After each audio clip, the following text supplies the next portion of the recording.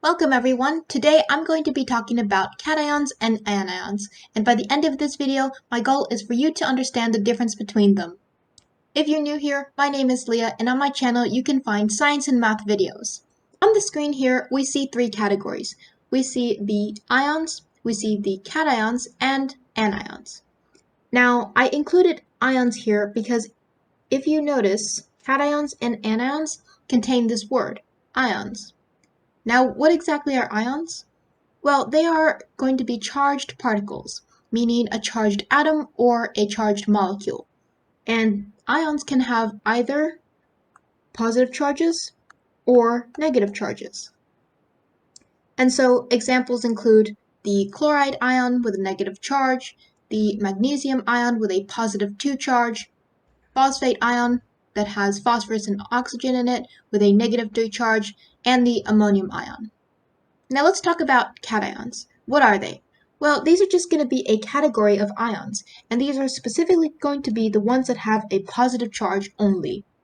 Alright, and so for example, we have the hydronium ion with a positive 1 charge, we have the sodium ion with another positive charge, we have the iron ion with a positive 2 charge, and we have the carbocation with a positive 1 charge.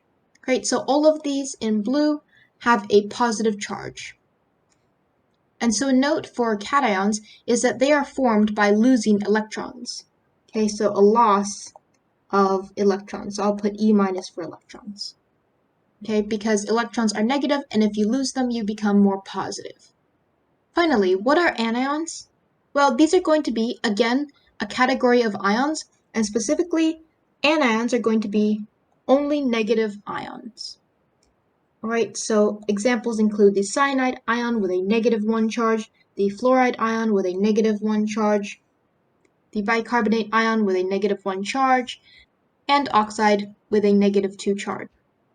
Now, what happens to the electron number to become an anion, a negatively charged particle, either a molecule or an atom? Well, to become an anion, you're going to have to gain electrons. So ions include the atoms and molecules that are either positively or negatively charged. It can be both.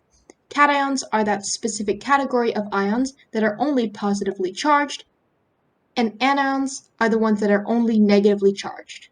Now it's time for you to check your progress on this topic, and feel free to answer in the comments. So here I have some examples, 8 examples to be exact, and your job is to identify whether each is a cation, anion, or neither. And what I mean by neither is that it would not be an ion.